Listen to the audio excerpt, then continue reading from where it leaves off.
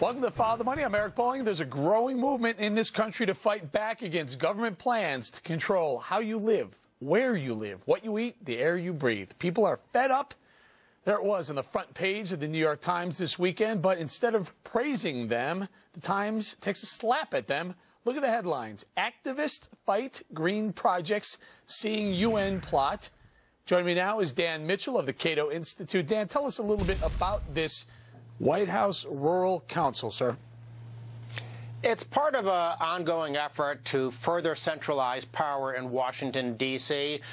It goes, of course, into the politics. The White House thinks that if they have some rural council that coordinates things like giving grants, that they'll be able to buy votes with that kind of project.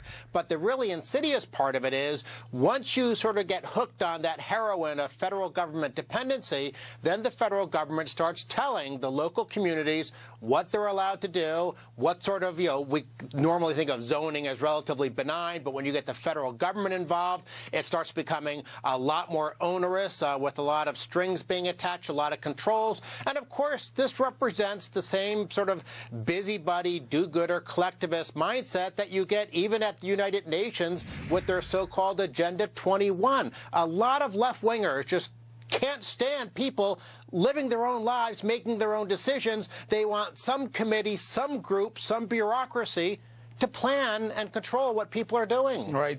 Dan, so I'm reading the New York Times article, and they point out that they clearly stated, they say there's a White House Rural Council. They say there's some sort of tie to Agenda 21, which is the UN's, I guess, global vision of what the White House Rural Council looks like. But then they go ahead and kind of make fun of it. They poke fun at it. They jest a little bit. They talk about some of these people. Do they need tinfoil hats and whatnot? It's a real movement, though, is it not? I think it's a mistake. The people who are concerned about this White House Rural Council.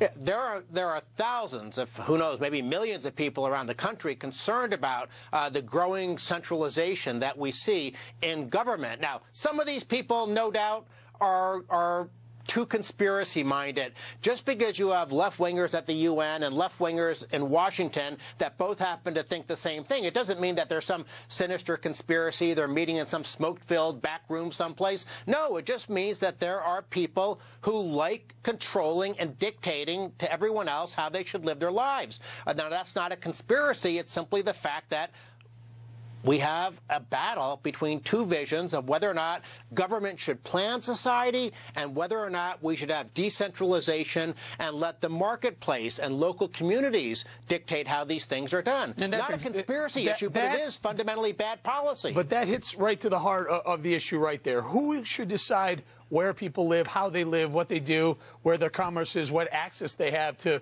services and whatnot? Who should decide that, the market or government? Isn't that the line that we're drawing here? That's fundamentally the issue.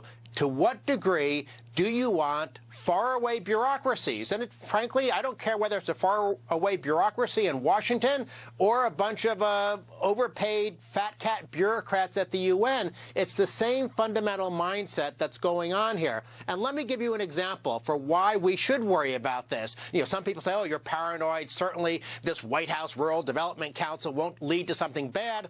Look back 40 years ago when you first had the European Union coming into existence. It started out as a very benign idea to have a free trade agreement. But in Brussels, you got those bureaucrats with that centralization mindset, and they've morphed a good idea of a free trade zone into now a supranational bureaucratic empire and a European government that is responsible in part for the economic collapse of Europe. We don't want that to happen here. Gotcha. Dan Mitchell, Cato Institute, thank you very much.